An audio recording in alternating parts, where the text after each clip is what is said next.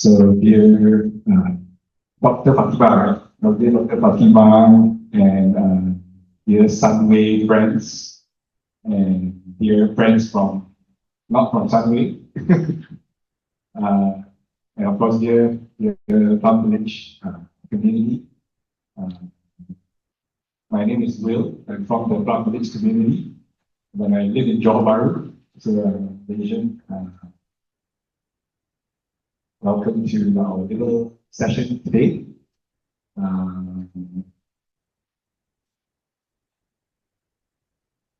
We come from a community that practice mindfulness applied to daily life.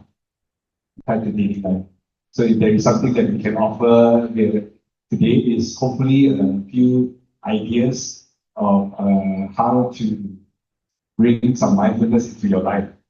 How many of you are students? Raise your hand. Students here. Okay. Non-students, graduated, world already. Okay. It applies to you too. So we all need a little bit of extra awareness and mindfulness in our lives in these uncertain times, right? So today we would like to begin with something that is very regularly practiced in Plum Village. It's called singing meditation. So don't worry, we are not like a cult trying to convert you into some kind of mindful warriors or something like that. We're just in Plum Village, we see that mindfulness can be applied to all areas of our life, and that includes singing. And singing is a practice in Plum Village. So when we sing, we are actually coming back to our bodies because our lungs get going, right? And when we sing, and if we use words that remind us to be present, then singing becomes a spiritual practice. It enables us to come back to the present moment and really come back to our bodies and embody our ideals. Sometimes we have a lot of ideals, but it's in our heads. We don't embody, but when we sing, we embody our ideals. And in Plum Village, when we sing, we don't have to sing in tune. So that means that if you cannot sing, you also have to sing. There's no choice. Because we practice something called inclusivity. So we don't discriminate. So if you are looking at your phone and nervously like my friend is supposed to sing, the answer is yes. You have to sing together with us. And the songs are very easy. They are very practical songs. And because we have the theme I am in love with Mother Earth, we have selected 3 or 4 songs, depending on how well you sing and how long it takes to help us get in touch with our love for the earth. Our love for the earth. We see that the earth is alive. When we see that the earth is alive. If she's not alive, how can we be alive, right? And so we sing songs that remind us that we are much more than human beings, but we are actually very precious beings walking on this very precious earth. So these songs are all nature related. Okay? So are you guys ready? And some of these songs have movements to help us encourage us to come back to our bodies. So the first one is called, it's in the Plum Village Billboard charts. This is #1 for the last 10 years. It's called Breathing In, Breathing Out. Breathing in. And the whole idea of this song is that the best gift that we can give to our teachers, our friends, our loved ones, even the best gift that we can give to our exams, is our bosses, is our presence, is to be fully present. That is a very great gift. But then we ask ourselves, how can we be present? What does it mean to be fully present?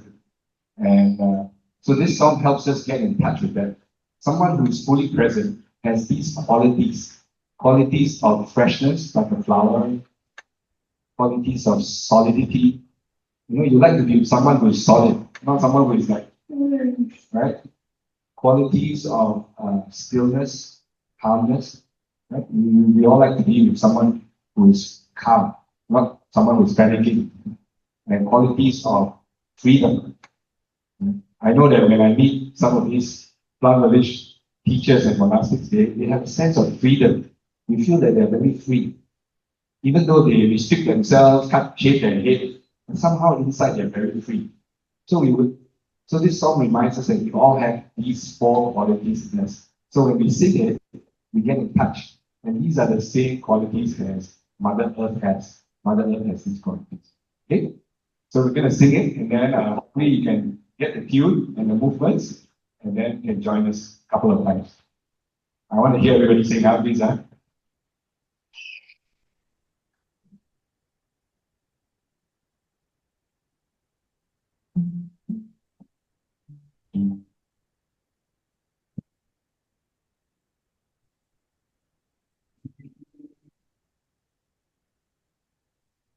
Breathing down,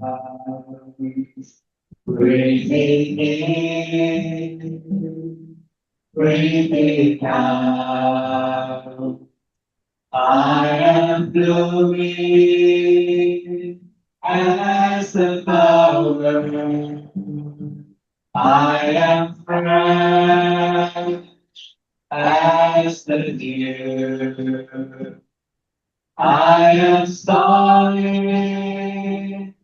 as a mountain. I am firm as the earth.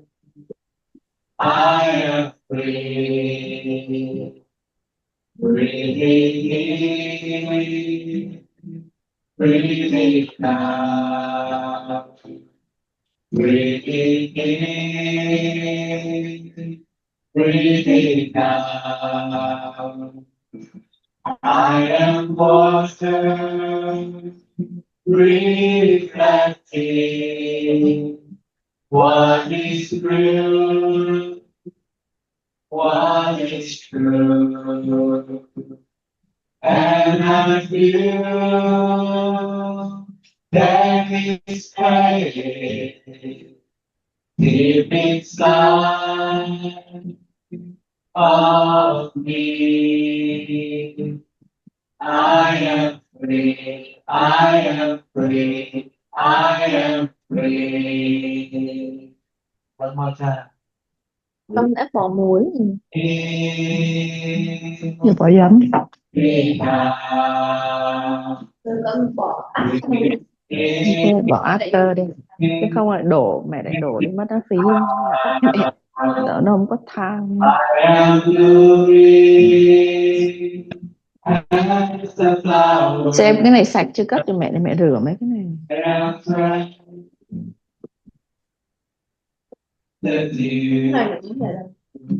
Trong này luôn.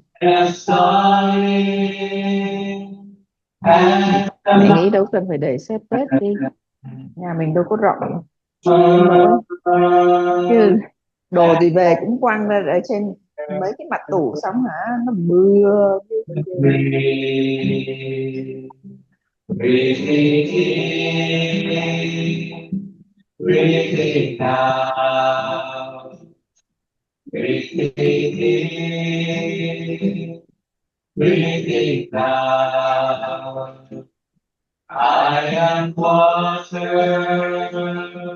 reflecting what is true, what is true. And I feel there is praise deep inside of me. I am free, I am free, I am free.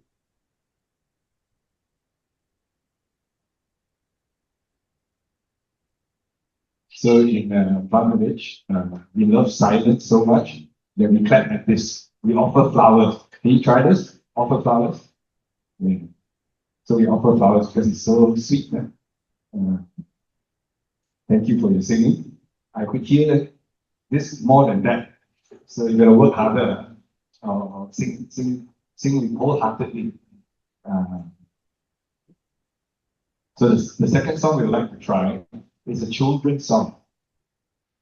The children like to sing it, but we also love to sing it because we have all our inner child in us. This song is called All in My Heart, and it reminds us that actually deep inside us, we all love all beings, we all love animals, we all love trees, the sun, all parts of Mother Earth and nature. Deep inside us, we actually love it. Too stressed, work, school, So we sing these songs to remember again that we can actually include all these feelings in our heart. And they used to say the way to solve is just to fall in love with the earth again. Just to fall in love again. Just to remember to fall in love again. So this song is about that. Okay. So it also has movements. So please sing along. And those Buddhist society people, don't pretend you're working. So you have to sing with us. Okay. This kind of sing.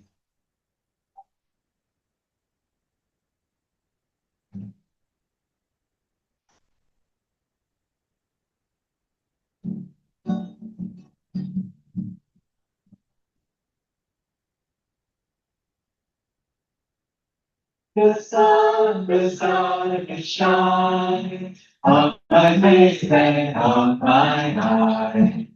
The sun shines in my heart. The sun shines in my heart. The river it flows from the mountains to my soul. The river flows in my heart. The river flows in my heart. From the fountain, the flower, the children and the we all love each other. There's a space for everyone in my heart.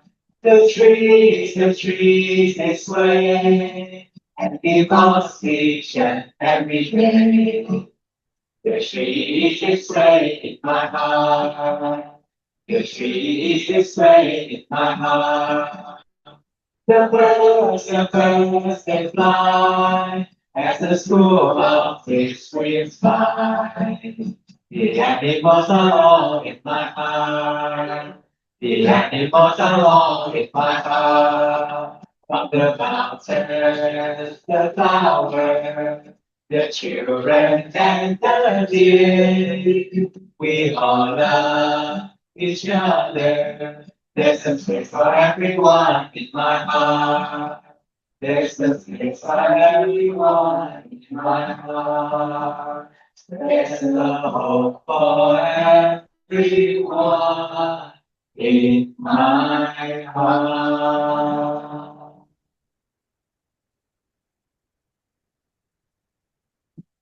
Okay, we sing one more time. The back section, don't be shy, no movement so far. Please release all your frustrations from work. Okay. This time, let's try, when we sing it, we feel the words. That means we try and imagine our heart with every line, including the sun, including the birds. We feel our heart growing until at the end of the song, we really feel that our heart is as big as this planet. Okay? Let's just have that feeling when we sing. Okay?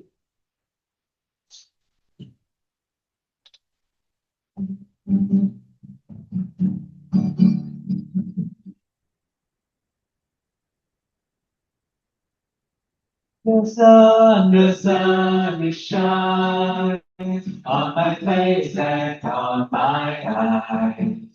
The sun shines in my heart. The sun shines in my heart. The river is slow From the mountains to my toes, the river flows in my heart. The river flows in my heart. From the mountains, the flowers, the children and the deer. We all love each other. There's a place for everyone in my heart. The trees explain and evolve each and every day. The trees display in my heart. The trees display in my heart. The birds, they fly as the school of fish swings by. The animals are all in my heart. The animals are all in my heart. From the fountains, the flowers, the children and the deer. We all love each other. There's a place for everyone in my heart. There's a place for everyone in my heart. There's a hope for everyone in my heart.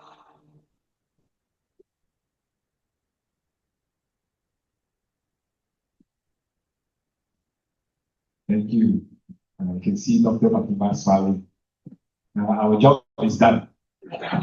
The chief scientist of planetary health is smiling. What else do we need, man?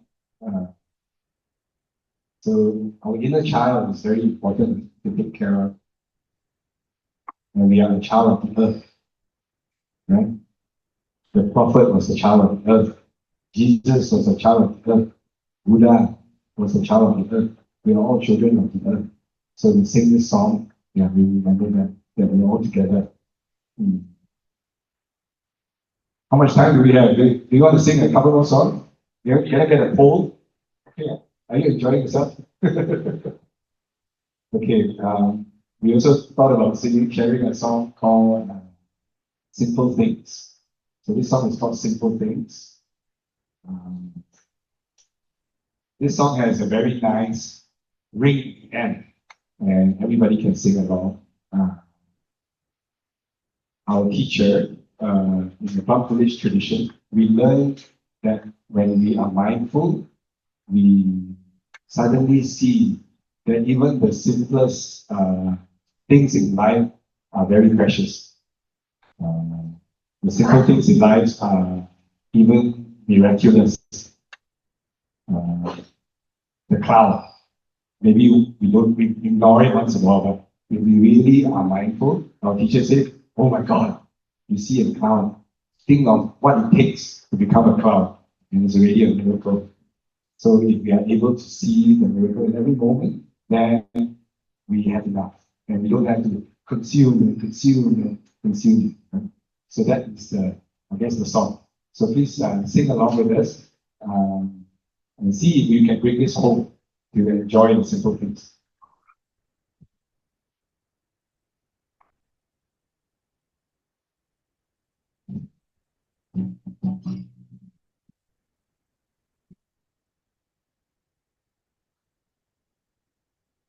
I get my joy from the simple things coming from the earth. I get my joy from the sun that shines and the water stays to be. Listen to the rain and listen to the water. Hear what they say. Singing hey ya, hey ya, hey ya, hey ya, hey ya, hey ya, hey. Singing hey ya, hey ya, hey ya, hey ya, hey ya, hey ya, hey. I get my joy from the simple things coming from the earth. I get my joy from the sun that shines and the water speaks to me. Listen to the rain and listen to the water. Hear what they say. Singing hey ya, hey ya, hey ya, hey ya, hey ya, hey ya, hey. Singing hey ya, hey ya, hey ya, hey ya, hey ya, hey ya, hey. Singing hey ya, hey ya, hey ya, hey ya, hey ya, hey ya, hey. Singing hey ya, hey ya, hey ya, hey ya. Hey ya, hey ya, hey.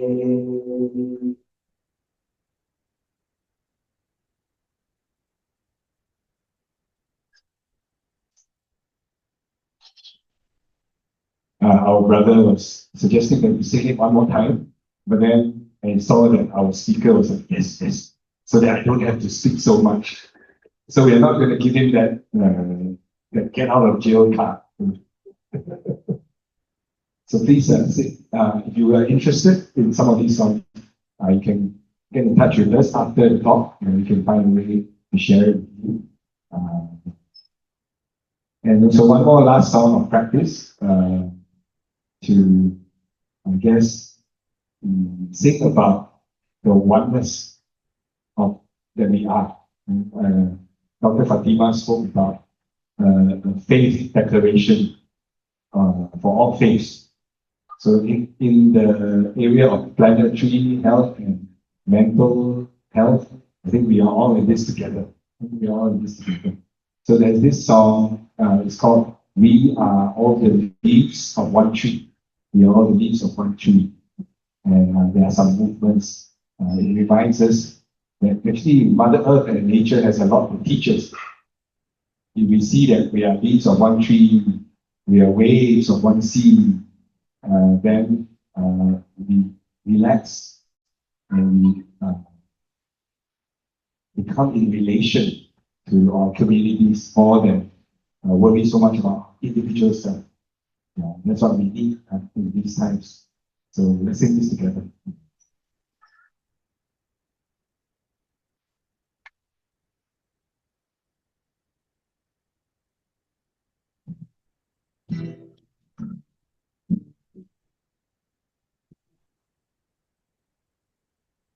We are the leaves of one tree. We are the leaves of one tree. The time is come for all to live as one. We are the leaves of one tree.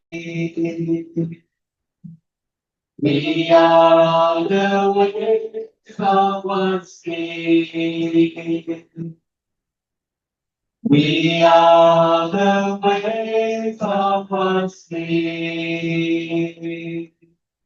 The time is come for all to live as one. We are the waves of one sea. We are the stars of one sky. We are the stars of one sky. The time is come for all to live as one. We are the stars from the sky. We are the leaves of one tree. We are the waves of one sea. We are the stars of one sky.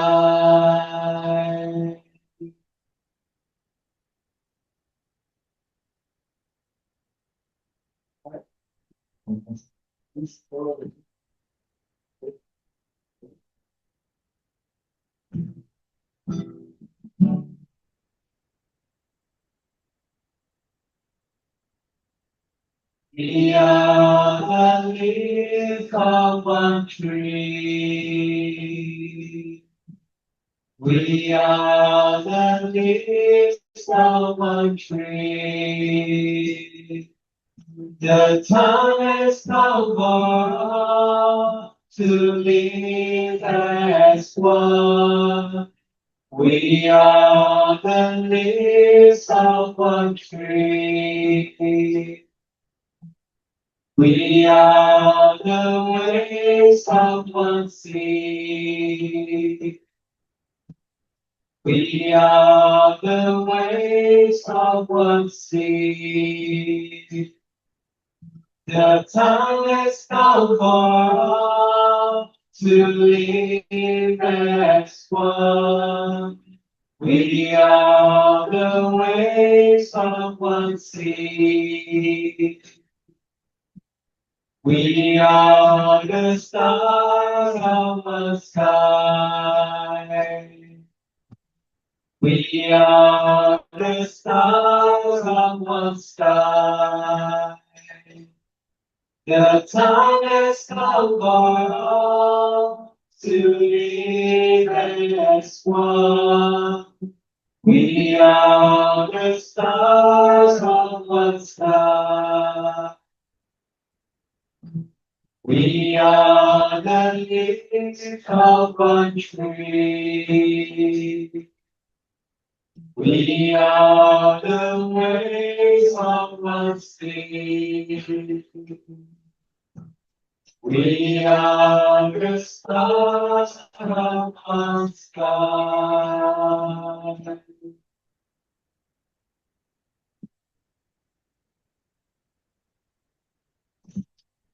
So thank you, dear friends, for joining our little singing meditation.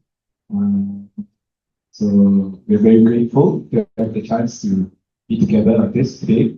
And I just want to wish you well and hope you enjoy the rest of the talk.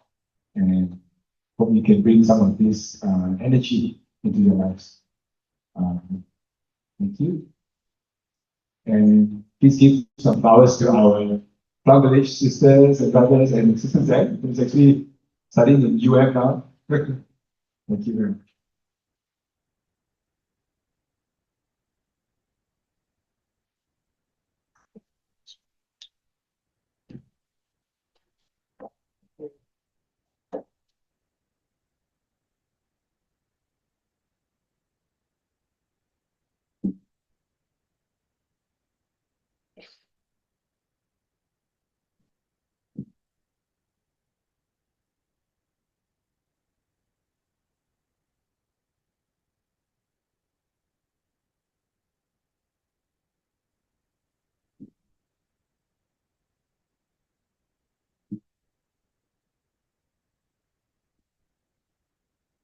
Thank you, Plum Village and their monastics for the very, very, very, very heartfelt moment for me. Very, very hard to describe songs. Really touched my heart. Thank you for that. So now we will be inviting Brother Ky Ngo for the talk about I am in love with Mother Earth. Let's give him flowers.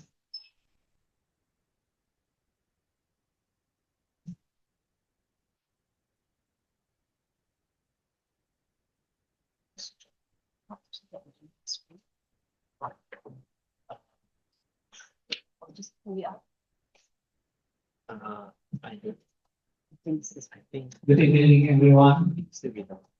Yeah. Sitting there, I just with the singing meditation very long. Yes, that as a monk, sometimes we're very lazy. Yeah, we're lazy to do something, especially have to speak in the crowd like this. But this is a very honor occasion for us to come to Sunway University and share about a topic that all of us need to care about. I believe that when we're sitting here, all we care about our Mother Earth. And I'm sitting here just would like to share with you some of the aspects, some of the things that as a monastic and a spiritual practitioner, what we can do, what we can contribute to make our environment become better, our life become better. So may I ask you that, I forgot to introduce myself. Actually, we rarely introduce ourselves because as a monastic, we consider ourselves as an individual is nothing very significant. But what we can do, what we can offer to make the world around us a little bit better is more significant. And my name is Bro Ky Ngo. This is the name that my teacher gave it to me when I ordained as a monk, not my name as birth. Ky Ngo, it means as fully is it trời Ky Ngo, it means the sky reunion. And when something that seems like cannot match with each other, something that cannot go along with each other, but suddenly we can reunite. And if you pay attention like that, there's many things you think that there's no way that thing can go along with each other. But somehow in this existence, in this life, miracle can happen in so many ways. Like fire and water come together. And then we have food. And then we have like the sun up there, bring the fire down to the sea and vaporize the water, and all lives come from there. And may I ask you that how many of you are studying or working on sustainable living or environmental protection related? Oh, just a few hands. So how about the others? I would like to know what is your major? Oh, friends over there? Yeah. What's your major, please? A psychologist. Wonderful. So you care about the mind. Yeah. Can you hear me very well over there? Not too much echo. Wonderful. So I would like to borrow one question from Dr. William. When we have a meeting about this event, we have a Zoom meeting. You can sit here. Be my second body, so I'm not too shy. It's Dr. William. Hi guys, I actually wanted to give the stage to Brother Ky Ngo because I'm pretty shy. And I thought that maybe you could take the thunder away from me a little bit. So yeah, I will allow him to speak and also to share, because again, the stage is for them to share how mindfulness can be used for climate action and like their practices, all of that. And I would love to hear from him as well. And then after that, once it's done, then that's where I'll come in. So please don't mind my awkward standing or awkward sitting, me fidgeting. It's just me, trying to listen as best I can to what he has to say and share. So yes. Thank you, Dr. William. And I just mentioned that in our meeting for this activity, Dr. William had a question that why it's so difficult to convince people to do something to protect the environment. And if you are already working on this path of helping people to have more awareness, more conscious about what will happen to our environment nowadays, you may find it very difficult. One of our friends just shared that she worked on this field in a company, That on the party that had they use a lot of plastic and plastic straw, and it's just get her encouragement to seek out. Do we really need this? As a reminder. But just right after that, the heads of the department put the straw in the cup and drink from it. So she said, I just got it for myself at that moment. Have you ever encountered that situation? That you try to do something good for the planet, but seem like people don't listen. Why? Did you ever think about this? Why it's not effective? I think if we put the environmental protection on the scale with personal need, individual need, we all lose this all the time. Because I'm not kind of, if we think that when we are so sick, when you are very sick and you lie on the bed, maybe high fever, you pain here, pain there, and if I come to you, you should do something to protect the planet. Can you really think about that? Or your main focus would be your own health first, right? That's the truth. It is not denied. This happens to everybody. Even the strongest environmental protector, they still have the time. But somehow, when inside of us, the body, the mind, is not healthy at all. It's so sick, so that we cannot think about anything else. And they say that a healthy person have hundreds of dreams, but a sick person only have one dream, one dream only, that I can be healthy again. So to me, I think environmental protection movement or help to reverse the climate change have to happen in a way of friendship, rather than create the two sides, the one who wants to protect and the one who wants to destroy. Suppose that I come to Dr. William and said, you have to do my way of protecting the planet. You think I have a high chance to convince you? Very difficult, right? Because why? The moment I speak, I create the duality that I am the one who protect you, have to follow my way. I create the situation of like this. It's very difficult. But somehow, if Dr. William loved one to tell him, could you help me a little bit on this activity of protecting the planet? I think the help will come very naturally. So as an activist or person who wants to do well to others, I think we should do it in the sense of friendship and family. That we invite the other person to join me. Or even we can do something like, I am here. Is there anything that I can help you? Because as we are living in our life, there can be so many challenges.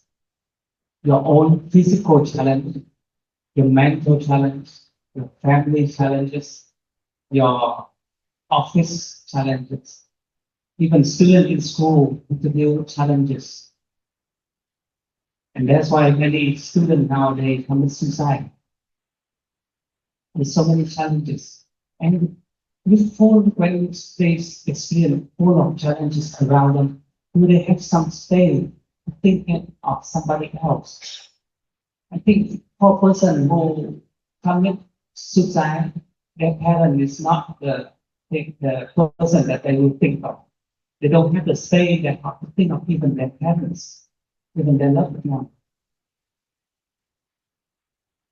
So as a spiritual practitioner, within the way that if I'm here today, is there anything that I can help to make your life become a little bit easier? If you, Dr. William, have to carry 100 kilograms on his shoulder, if I carry half of for him or one third for him, so then maybe we can talk about something together. Right? If I just come without any heavy on my back and look at him carry 100 kilo, you should follow me to protect the planet. It's very difficult, right? But I meet many environmental activists. Whenever we encounter the conversation about protecting the planet, I always feel the tension in them. There's so much tension. And look at our friends who are activists. I didn't feel any peace and joy in the way she is or he is speaking or talking. So what will convince me that if I follow your way, life will become better? Right? If I look at you, you're so fresh, smiling, radiant with happiness and joy, and you tell me, if you try to do my way, maybe our life become better. Wow, it's very convincing. If I'm 60 or 80 years old, but I'm look like 50 years old, and I tell you, some of my practice can give you, make you be young longer. Wow, that's very convincing. The same is true with protecting our planet. And the way we can make our inner world, the body and the mind, peaceful and spacious is very important. That's why it's very important. The more you do try to change the world outside, you will recognize that changing the world inside will be the easiest way to change and the most effective way to change the world outside. And that's where mindfulness fits in. As we breathe in and out, if you really can feel and sense it, you may recognize miracle already happened to you. Do you feel your breath right now? May I ask? You feel your breath? Do you feel happy? Nobody is smiling. And with you, okay, intellectual, I understand. But why do I need to feel happy when I breathe in? Everybody breathe in. I breathe all the time. Why need to feel happy? We pay a little bit closer attention to your in-breath and out-breath. How this thing can happen? How the breath can happen? If there's no atmosphere here, can you breathe? No, right? Basic physics, we know. If we cannot, the atmosphere is not here, we cannot breathe. And how this atmosphere can be here? Billions of years of this planet. So that creates atmosphere. And even if through that billions of years, but this planet don't have the gravity of her own, will the atmosphere stay with us or it should flow to the cosmos? Right. And furthermore, we can look a little bit furthermore, we can see that in order for our planet to have her own gravity, they need the gravity of the sun, they need the gravity of the moon, they need the whole solar system, so that our Mother Earth can have her own gravity, so that the atmosphere is here, and we can breathe this moment. Do you recognize that miracles already happen to you in this moment when you breathe in? Then why will you smile? You don't have to work hard. You don't have to think hard. You don't have to meditate hours and hours or pray for hours and hours to hope that miracle will happen to us. It's already happened with you all the time. And right at this moment, you need to do anything. That's much of love and care we receive from not just planet Earth, but from the whole cosmos. Be there, support us in every breath, every breath in and out. So, do we need to protect Mother Earth? We receive so much. Every breath that we breathe, we receive the support. Do we need to protect Mother Earth? The answer may be a need for you. But I think what we are trying to do nowadays in our modern society, movement trying to protect the environment. Actually, we not really protect the environment yet. What we're trying to do is create the environment that we can live in. Why? Because this planet has been living very well long before we exist. And we are born in this planet just a few 100,000 years. And what we do really create a bad thing for the planets and other beings. It's just recently, it's just 2 decades. And what we're actually trying to do now is not really protect the planet. Because without us, the planet will live very well.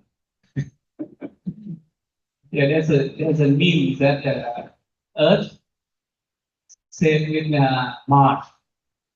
People have thought that Mars used to have a living being before, and Earth died very in a very sick situation, like in flu, in something. And Earth said to Mars, I'm in a very bad flu, bad cold. And Mars says that, is it because of virus? Yes, I think so. They may call human being. And Mars said, don't worry, they will live soon. So that is the truth we have to accept. That we not really protect our mother. We just try to create the environment that we can live in harmony with the nature.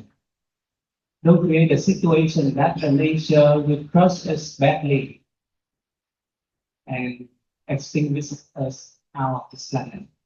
So we do protecting the environment, we just do to protect ourselves, not really protect our mother Earth. So when we talk about how we can nourish our body and mind in order to create space, in order to create a sensitivity of ourselves for the world around, it takes some practice. Like I just shared, in breathing out, and be aware of it. Just sitting here, be aware about that. And experience the beautiful circumstance. I don't need to become a billionaire in order to live well. Maybe I will have some comfortable when being a billionaire. Maybe I have some more comfortable when I become the boss. When maybe I will have some more comfortable when if I become a masculine man or a beautiful lady. But in order for us to live, those things are not necessary. When we try so hard to get those things in order to be sure of ourselves, I will be good, I will live well. And because of those needs, those wants that we create for ourselves, societally, and in our mind, that we create so much that effect on our planets. I remember many years ago, in 2012, at that time, Laos, the country, Laos, built 11 dams, water dams, along the Mekong River.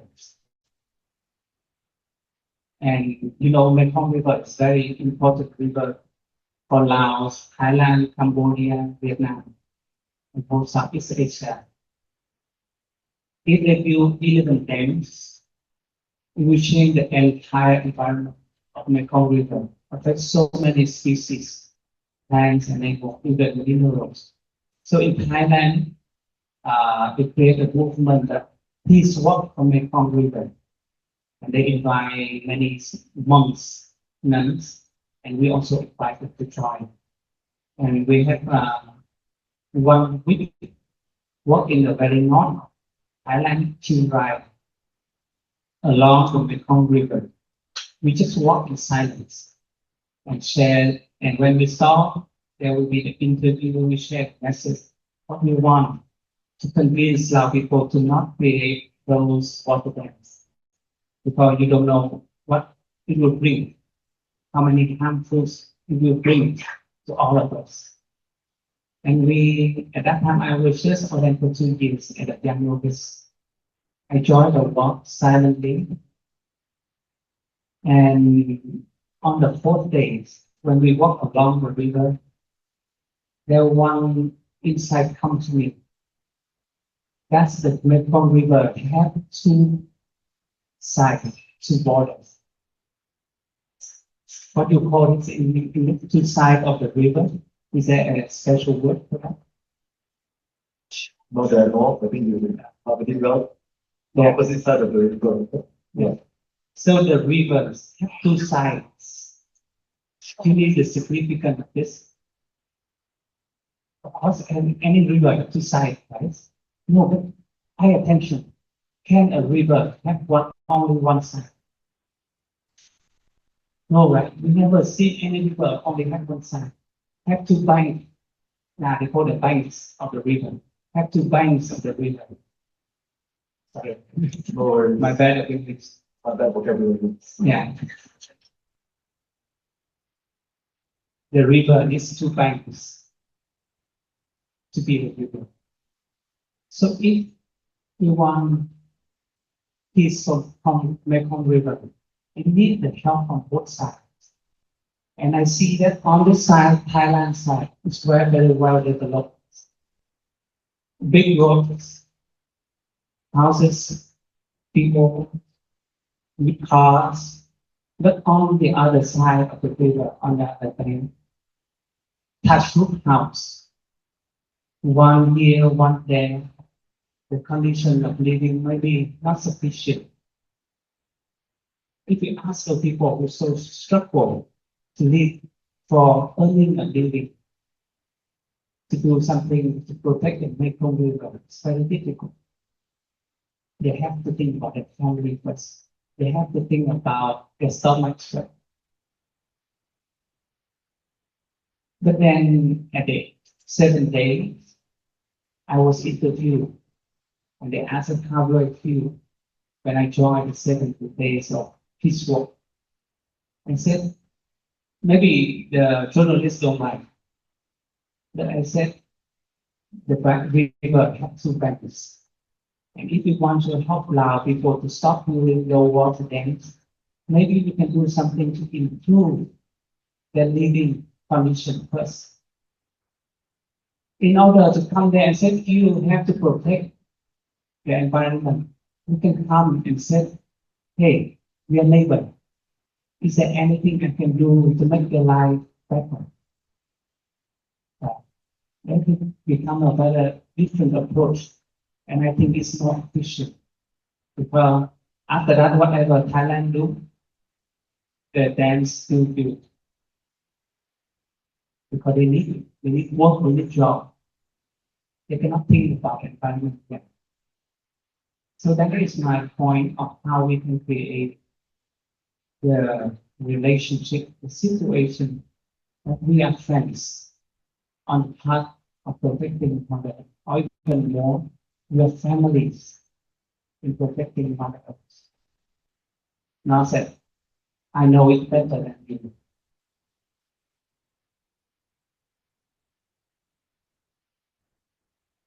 And I miss the sound of the bell now. In our monastery, when I'm out thing to say, I will buy one sound bell. And everybody breathe. Okay, let's breathe together with me to support me.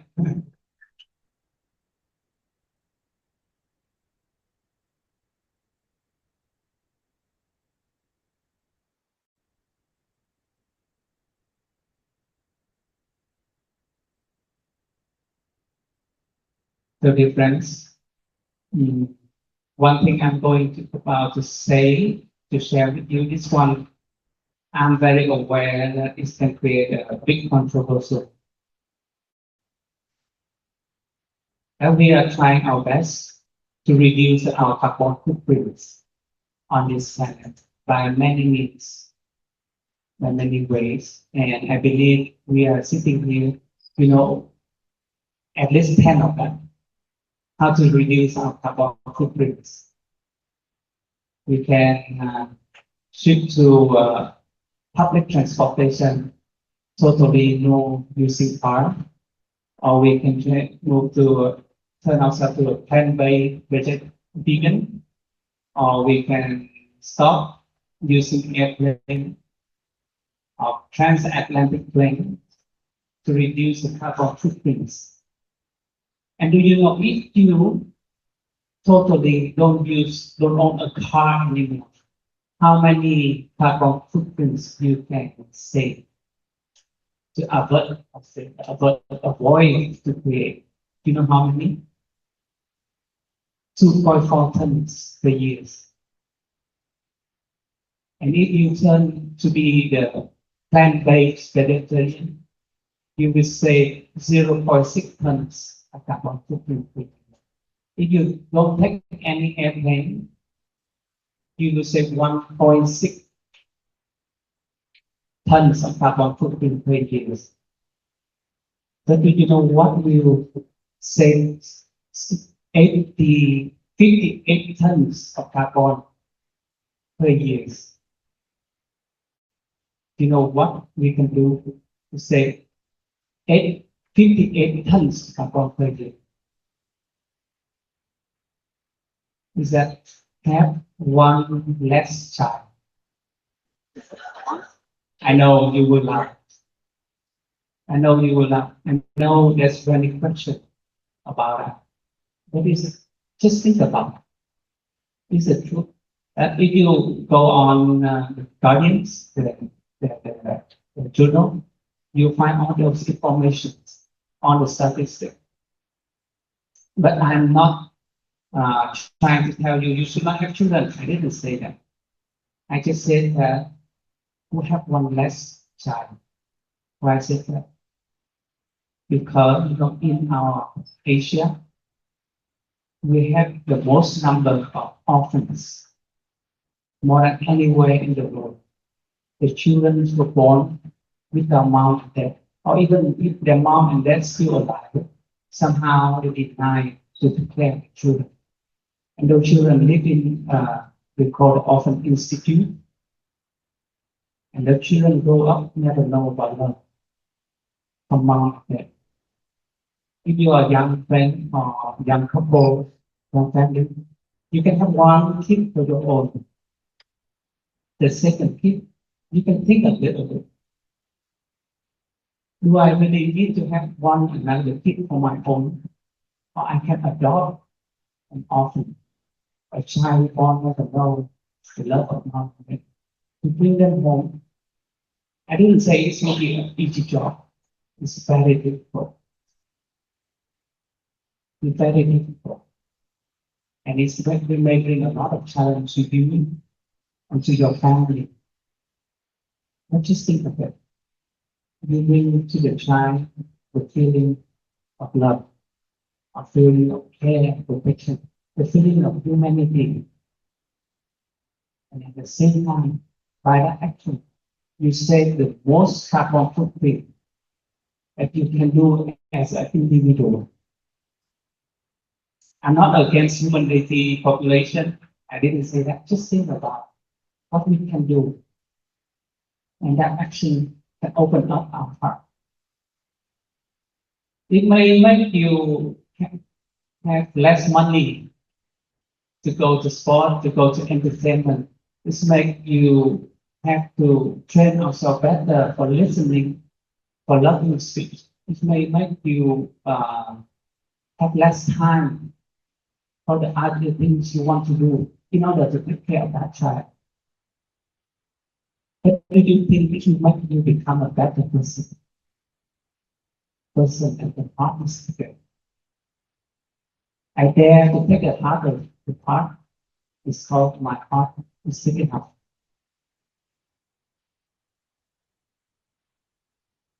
And making our heart bigger, I think is a lot easier than making the government change policy. Do you think so? Because our heart is here. It's always with us. The only thing that how can I make my heart become bigger? A lot easier. And then comes the mindful listening. Then comes the contemplation about suffering of other people. The contemplation about the suffering of the world around us. Will come to help. Our physical heart is always like this. But our spiritual heart can expand forever. That is where Mr. Gautama, he once said. He once said there are four immeasurable minds. Mind is the heart. The first is loving kindness. The second is compassion. The third is joy. And the fourth is equanimity. That is the four aspects of our heart can expand forever. There's no limitation. There's no limit that I love one person and then I cannot love another. Your heart keeps expanding. For our young friends, have you ever experienced that you love a lady or a young man from different city? Like suppose you love a lady from Thailand. Before you love that lady, Thailand means nothing to you, right? But somehow you love that Thailand lady. The word Thailand just becomes something special. Because of one person, you love one person.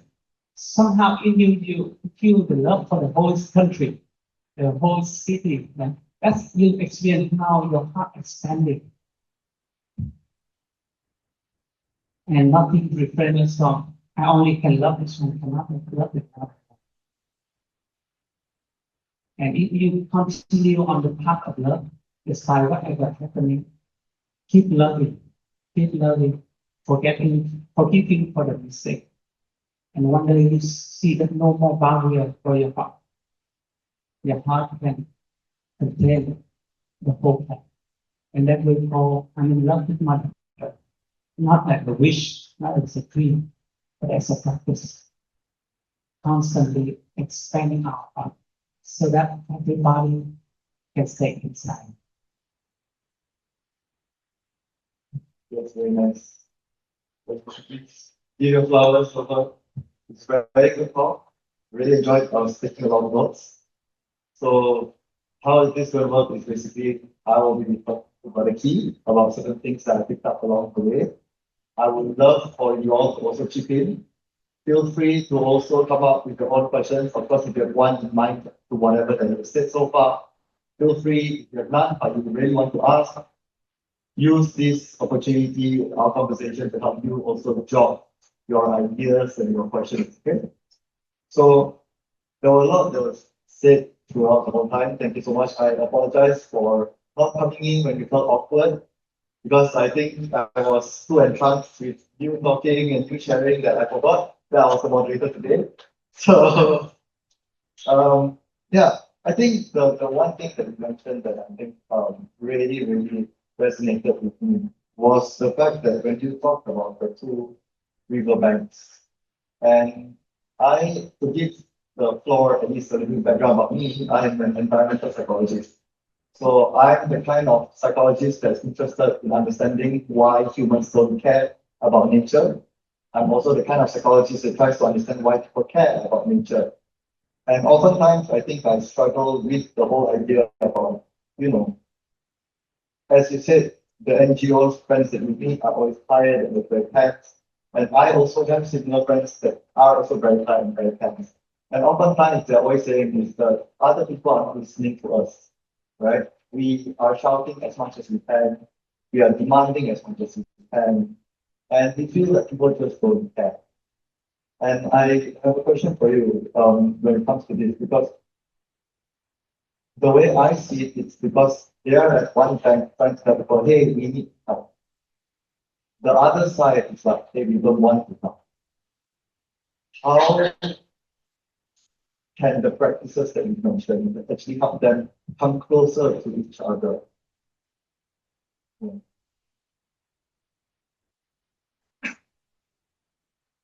you. Okay.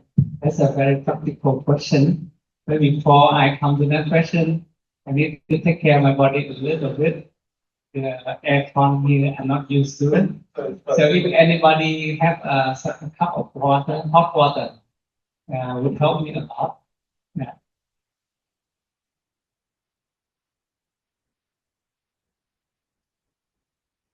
Yes, our brothers already know. So dear friends, this is a sort of situation that we always have to encounter. We feel like we need help with the other side, not really listening. That's why we have to train ourselves really hard. Train ourselves to become stronger every day. So that at one point, I need no help from anybody. I can live very well.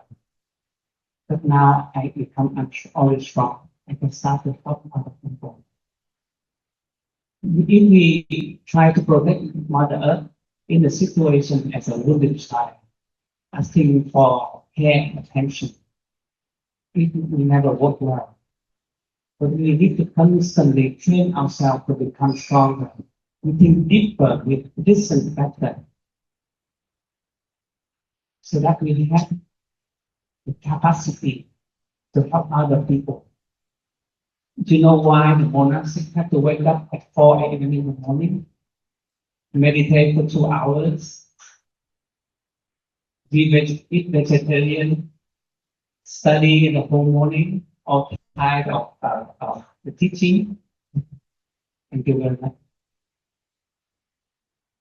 And then we have working in the afternoon, and in the evening we continue to meditate. Most of the days of the week will be like that. Why we have to take 250 trainings, 250 precepts that we should not do this, should not do that. Why we have to do all of it? Because we train ourselves to be stronger, to think deeper, to be more sensitive to other people's suffering every day. So that one day we just sit here and sit here. I don't need anybody to pay attention to me. I don't need anybody to care about me. Just sitting here, I can generate joy and happiness for myself. So I have a lot of space for other people. For the friends who are still struggling with their life, with their work. That's why in the monastery, we are monks and nuns. We don't matter. We don't have our own tribe. But the children of other people, we welcome them and call them brothers and sisters. We give them education, teach them how to meditate, teach them how to create happiness and joy for themselves. If we don't have our regular practice, everyday practice, our everyday discipline, we will never have that strength. So as environmental activists, please think of the routine that you take every day, so that gives you strength and energy every day. Otherwise, when we feel very sick bodily or mentally, very difficult to help anybody else. And all we can do is screaming, why don't you understand me? Why don't you help me? I think it goes back to when we also mentioned how healthy people have thousands of views, sick people only have one.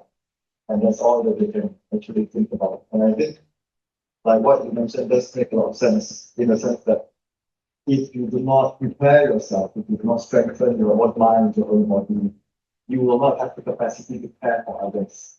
And I think like that goes on to one of the last questions, or at least the one I have, because I really want to give the floor to them. But you also mentioned along the lines of, mindfulness allows us to understand that it is a miracle to be alive, right? Through the breath, through breathing, we understand that we are alive, and that itself is a miracle that we're very grateful for.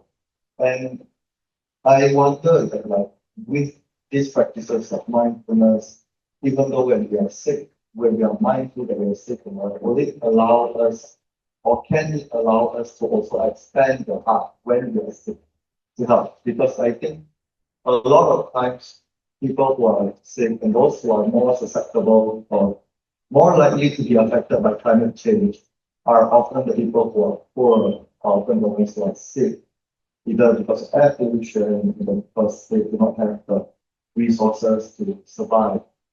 And I wonder that if we were to ask everyone to be mindful, is that a practical strategy to have them have more capacity to think about, okay, what can I do with myself to help Mother Earth, even though that they are already sick, or even though that they may not have the resources as same as others to help nature.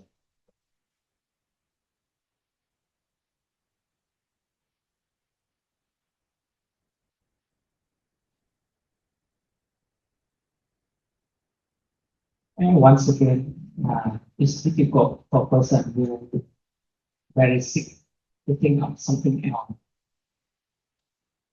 So when you here still at school, when you work at the school, you try to bring the education, the awareness to people when they are very young and healthy.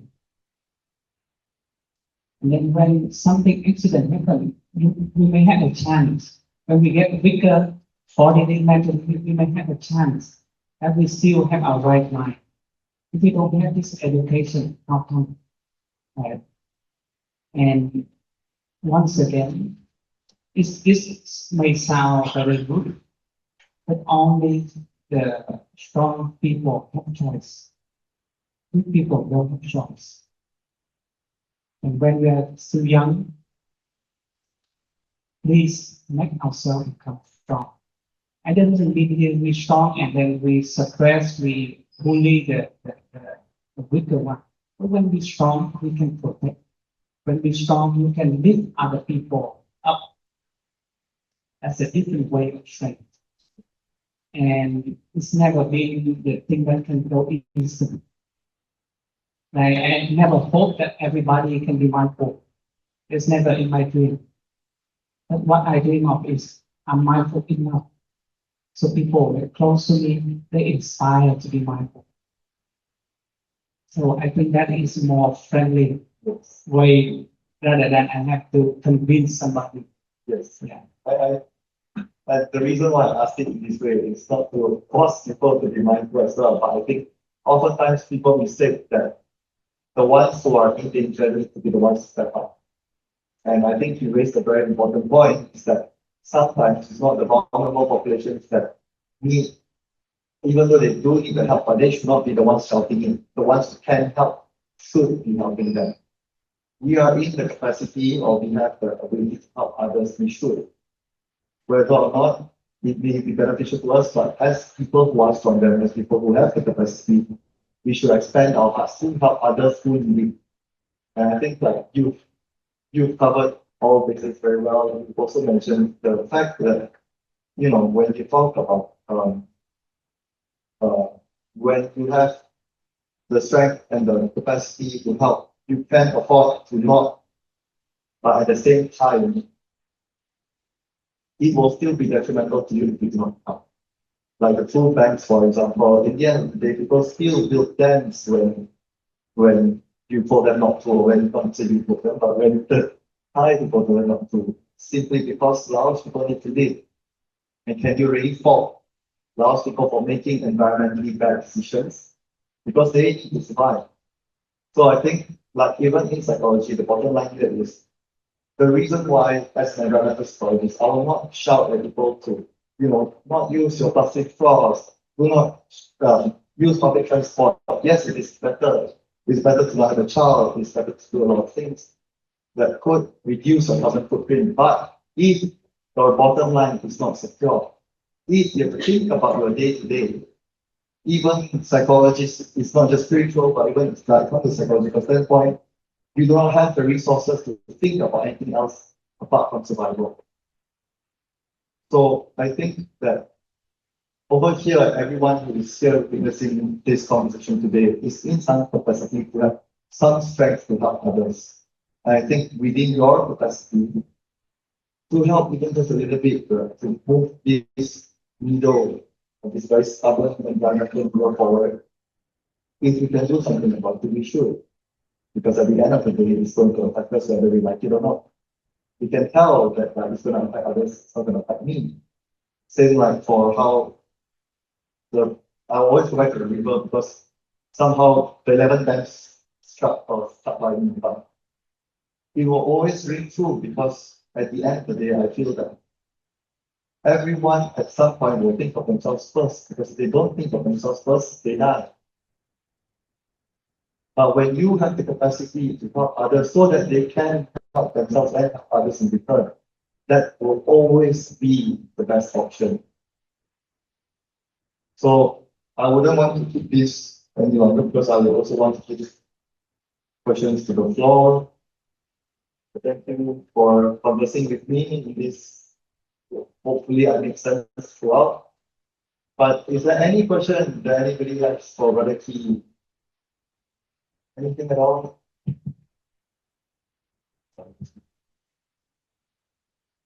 How does this work? If you guys have, feel free to raise your hand, don't be shy. People don't bite. No, we try not to bite. Even if it's just a comment. Yes. I think the lack of capacity or our selfishness comes from a sense of emptiness in us that we don't have something.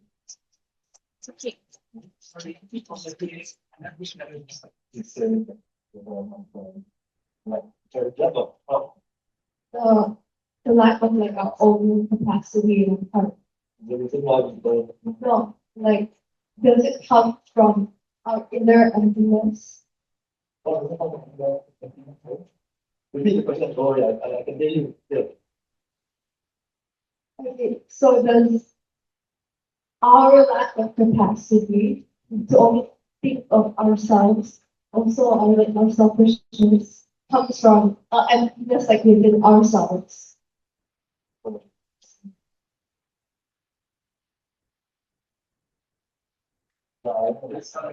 We can also go down there.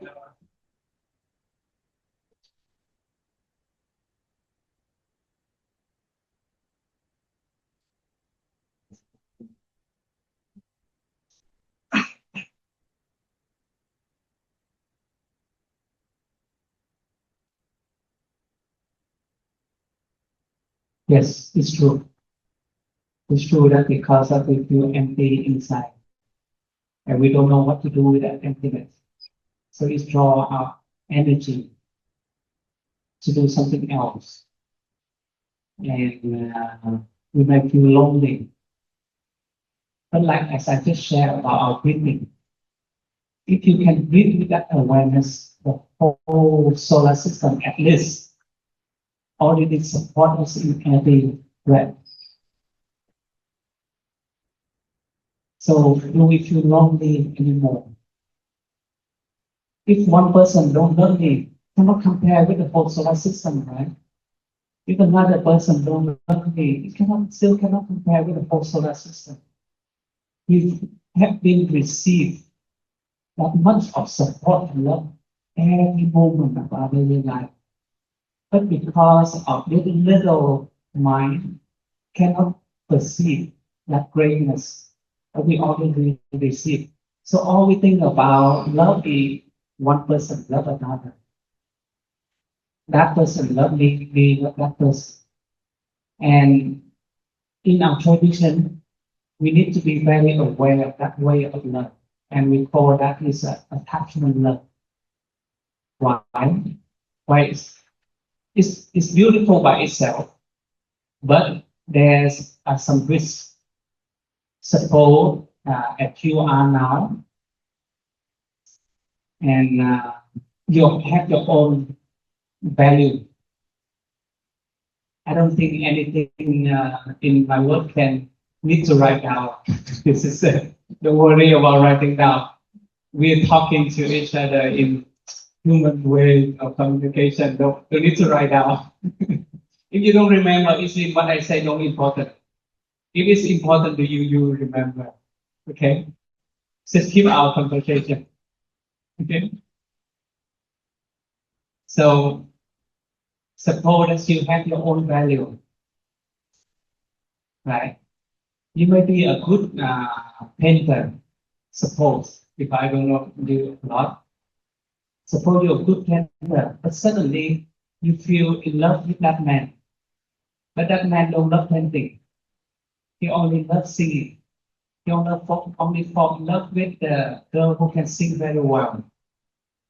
Because you fall in love with that man so much, you start to curious about your own value. Why you don't love me back? Maybe I'm not good enough. Maybe I'm not talented enough. Maybe I'm not beautiful enough. So you see that trap that attachment love create for us. But you by yourself alone, you're full of value. But because in attachment love, we start to search for approval from somebody else.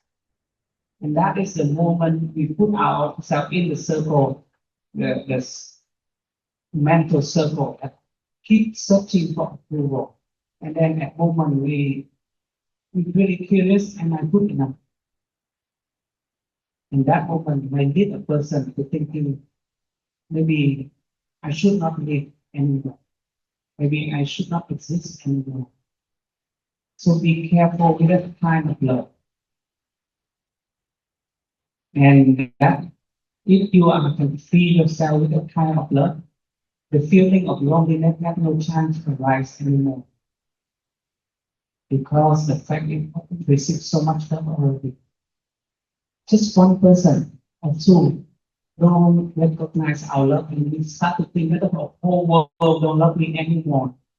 That trap will create a person to fall in despair. So the practice of mindfulness, be aware of the breathing, very important to make it become our life, our daily life awareness, so that you can feel embraced, supported every moment of your daily life, despite whatever happening outside. If you're sitting there and shout out that this man says stupid, what this man said is stupid, this cannot deny the truth that I'm still breathing in and out, and I'm still alive. I can make a joke with that because what you say cannot do any harm to me anymore because I know what I have inside. But if there's something in my mind, think that I'm really stupid.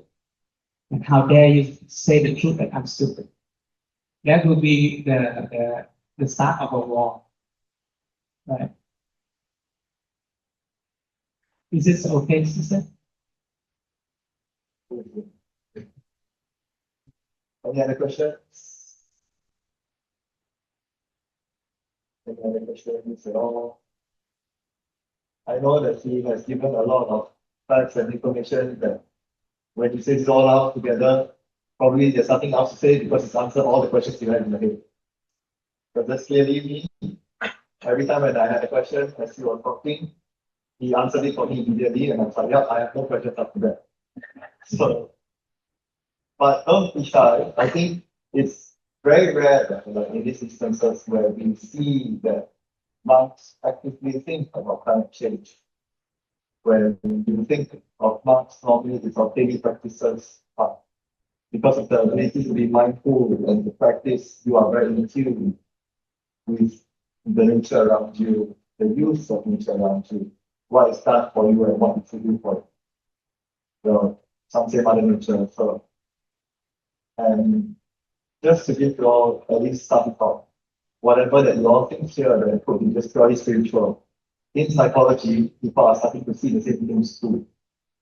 People start to understand that if a person believes that they are one with nature, that their actions harm nature no matter what they do, or that just can help protect nature, or harming nature harming them. Harming nature means harming themselves. They are more likely to help nature because it's like helping yourself. And I think with most of the things that you said today, in some way, some shape, or some form, aligns with this. So beyond just spiritual, whatever that you have said, that is rest assured, it is also psychological. There has been many tests that have been done, there's been many experiments that have been run, and the consensus is the same. Is that the idea is that we are ultimately one with nature, and we need to do our part for it. Within capacity and with what we can. Again, if we are sick, we can't think of anyone by ourselves. So yeah, really nobody thank you so much. I'm trying to talk so that somebody can think of something to talk to yourself.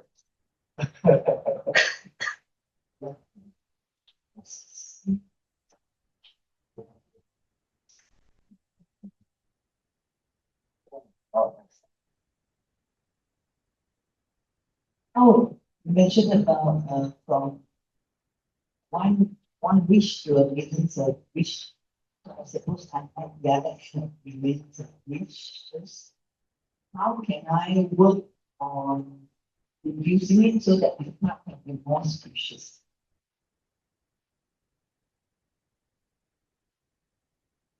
I just said that a healthy person have million of wish. It's a fortune why you want to reduce it. Right? It's a privilege for a healthy person that they can have many wishes in their life. So the question should not about how can I reduce my wish. That is make the wish, but your wish, form your wish in a way that not just benefit you, but benefit other people. So please have more wish and more dreams that benefit you and others. We need it more. Don't try to reduce your capacity out of fear. Yeah.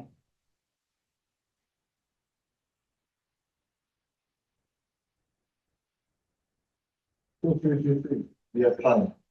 And we have a lot of wisdom to share. So, the question that I have is that major corporations, stakeholders, and CEOs, they are forced to choose short-term profits over sustainability or outcomes. So my question is basically, what can you, as students or regular people, do so that when you alliance with these organizations or corporations, so that they can to choose the sustainability more? Because regular ways of activism or short-term items not enough. So what are the ways that you would suggest that those individuals that they are more products to think about these sustainable practices without handling them others?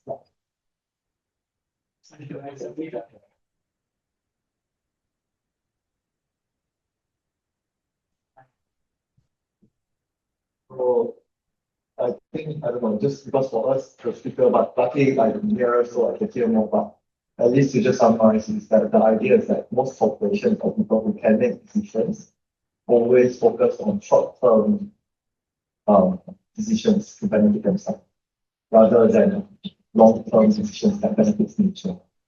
And he was trying to say something along the lines of how can we as students basically help to try and persuade or encourage these people in power to be more, to select or to choose more sustainable options.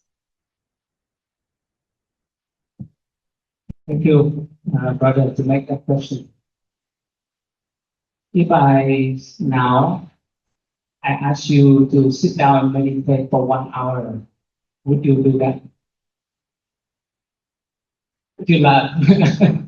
Yeah, that's a correct answer. Why? Because between us, there's not much enough trust. Right? So what I say, you may kill it, this is really help me. Right? So we need to create enough trust between me and you. So until one point I said, please sit down for me to take 1 hour. You know that I said that because I care about you. The trust is something not for us to demand. Trust is something for you. If you want our CEO, our board of directors want to do something benefit for environment, it need come from us to create the trustful connection, trustful relationship with those people. It can start like in a monastery, we have the airport also. So if I want the airport to do something, I have to prove the airport I'm really thinking very deeply about what I'm saying. And what I'm doing in my daily life, prove that whatever I think of, I'm doing for the sake of benefit of the whole community, not for my personal benefit. Then we can build trust, and then people can listen to us. But if I'm just thinking, why don't you listen to me? It's not going to work. And please think of the communication not as ultimate truth. We think about that as a form of art. Like, have you ever seen Pablo Picasso painting? One of the most expensive painting in the world. But to be honest, when I look at that, I don't understand at all. All the painting didn't speak to me. You see that this is art of communication. How much of this color, how much of that color is help a person to understand me more. We train to not, as a monastic, we train to help other people to understand us more. I train myself to help you understand me more. If I'm sitting here and say, I'm a monk, you have to listen to me. You might respect me for a few minutes and then you just leave, right? But I have to think, I have to contemplate, and I have to meditate to think, how can I deliver my message in such a way that you are easy to accept? This is a training piece of art. And that's why I said, we want to be environmental activists. We really need to think about the training, how we can train for that responsibility. How the training will bring us to the place that people will start to listen to what we are talking about.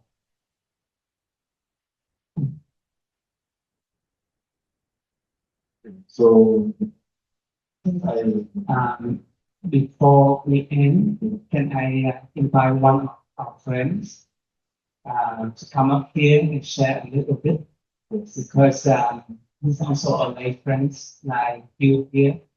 He is like a mutual, the one who played guitar for us today.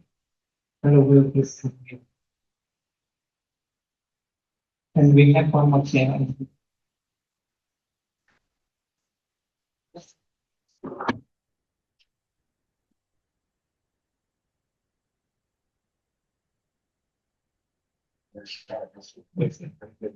It's wonderful. He's shy because his sandal is dirty. Because Brother Will is a farmer in Johor, Bahru. But before that, we worked in the government of Singapore in economic development board of Singapore. And after many years of working over there, somehow we choose to become a farmer.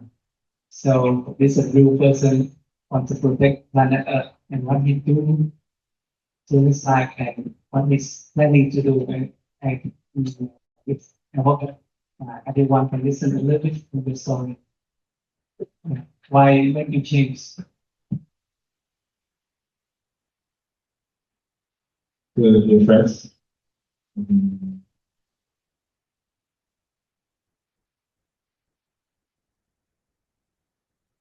probably change.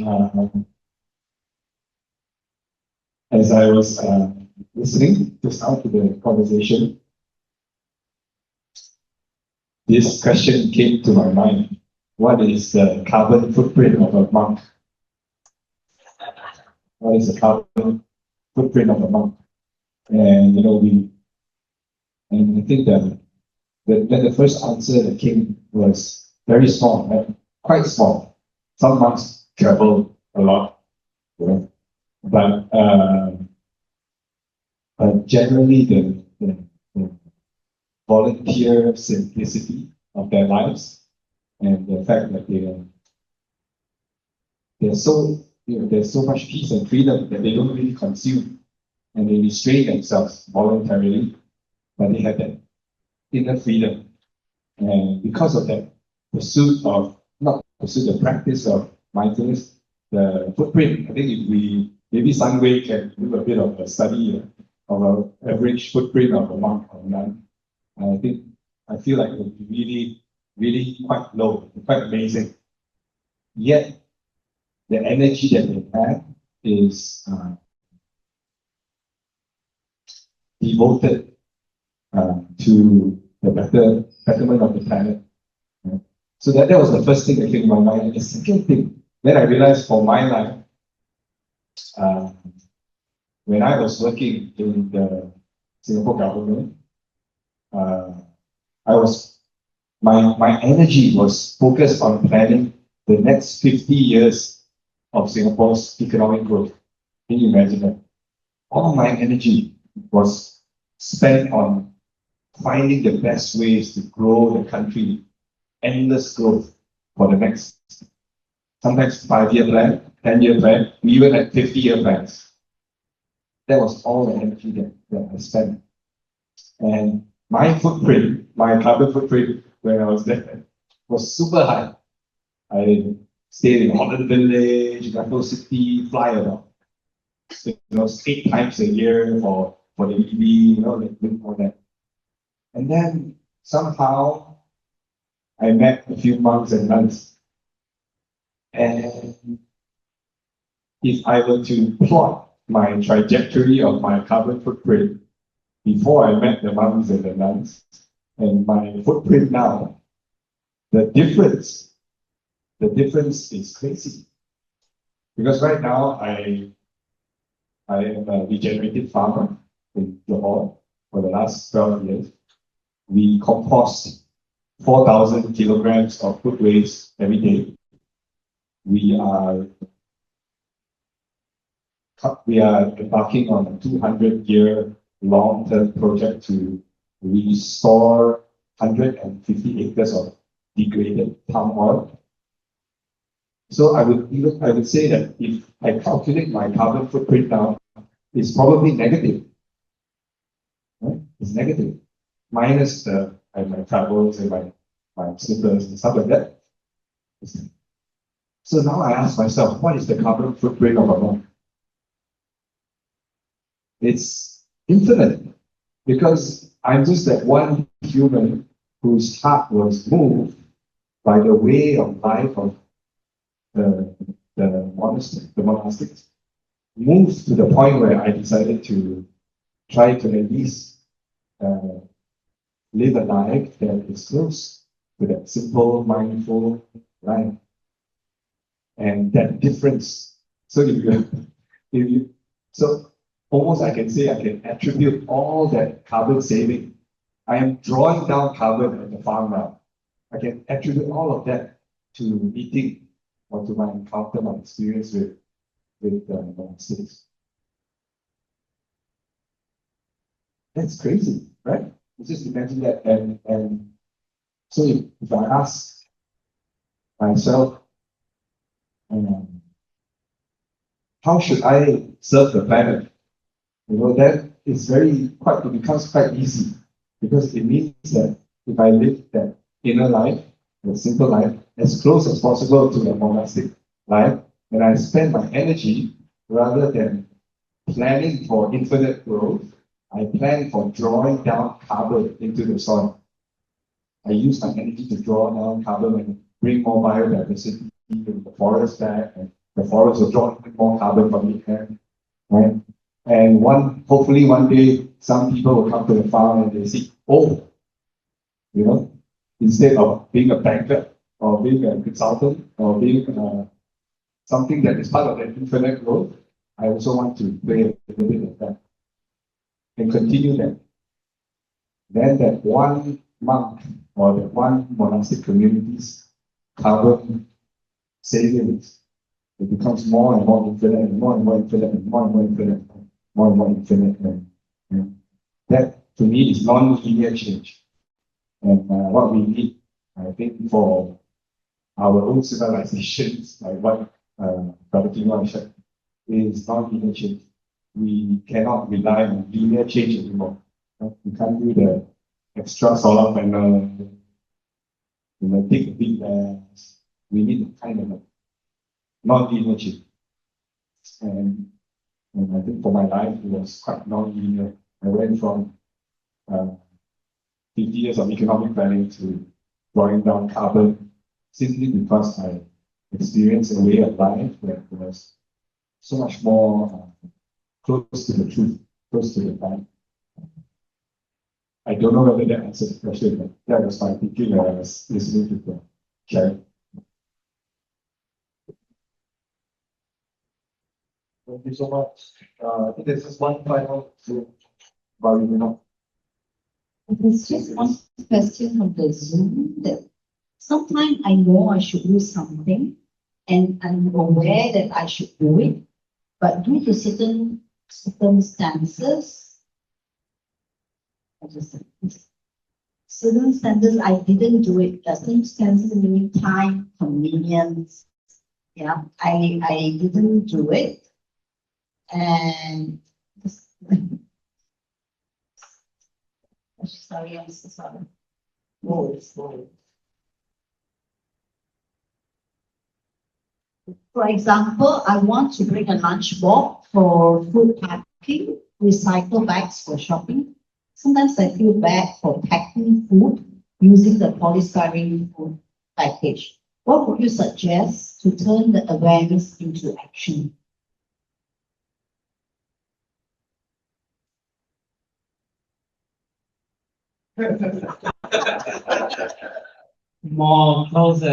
Somebody more closer to your life answer that question is better. This is when Bro Ky is like, I'm done for the night. This is my substitute tonight. But feel free, please. I think, Okay, yeah. I will try to channel it. I think for me, when I hear the question from our teachers that we normally hear comes to my mind, which is, have you suffered enough? Have you suffered enough? And I feel like it really applied to my life. We are very privileged to have choice, and then we have awareness, we have good intention, but our habits, sometimes we forget, we speak otherwise. And then when we realize that we forget, we don't follow our intention, then we start to feel guilty or shame. And that's suffering right there. And then the question will be, have I suffered enough?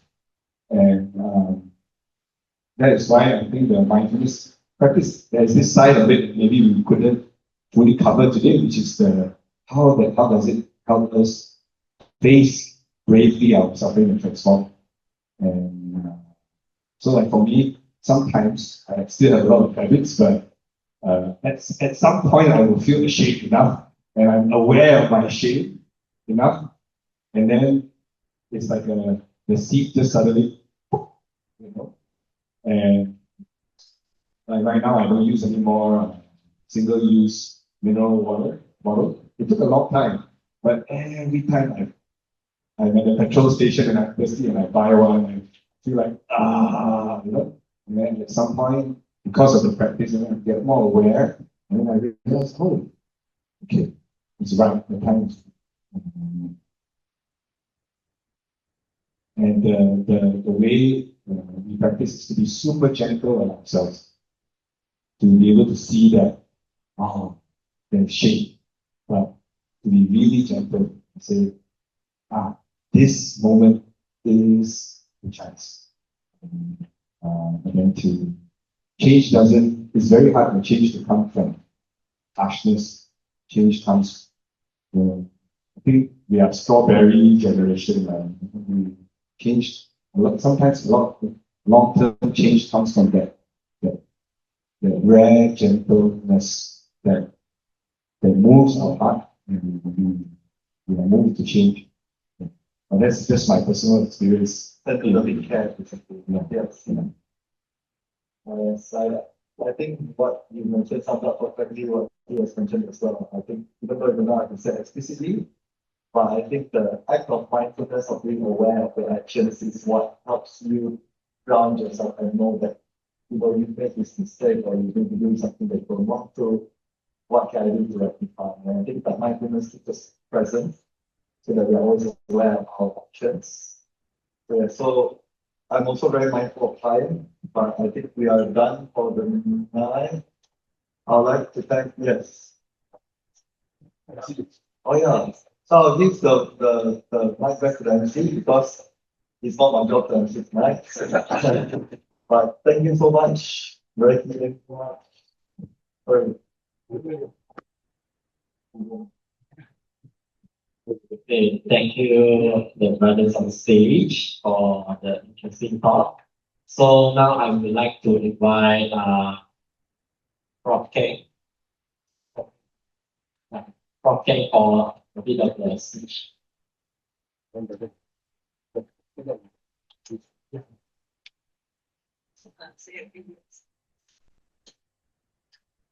I know it's late, I wouldn't take too long, but I just feel like I really need to take this opportunity to express my very deep gratitude to Brother Ky Ngo, Dr. Ooi Wee Liam, Will, whole Plum Village community to be here to do this sharing with us. I think this is incredibly valuable. I'm here as a representative of School of Psychology. I'm here of school. I'm also a practitioner of mindfulness for years.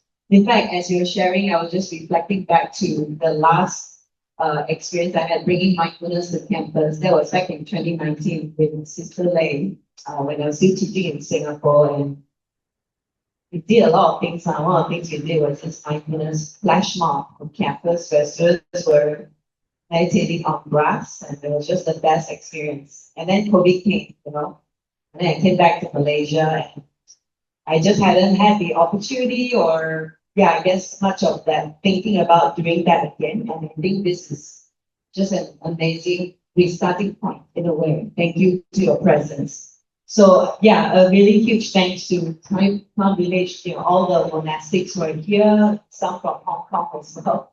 I went to the retreat that they organized just in the past week, and I came back feeling so nourished with 5 days of practice and see so many practitioners here. Some students from Monash, some new friends as well. So thank you for coming. Very big thanks, especially to Sister Connie, Sister Liney, who helped with coordinating, organizing. Importantly, Beng Lian as well. She's a very important person in our registrar. Actually, I never know your official title, but very important. She's always in a kind of high-level Senate meeting. I want to say she actually sponsored a meal here out of pocket.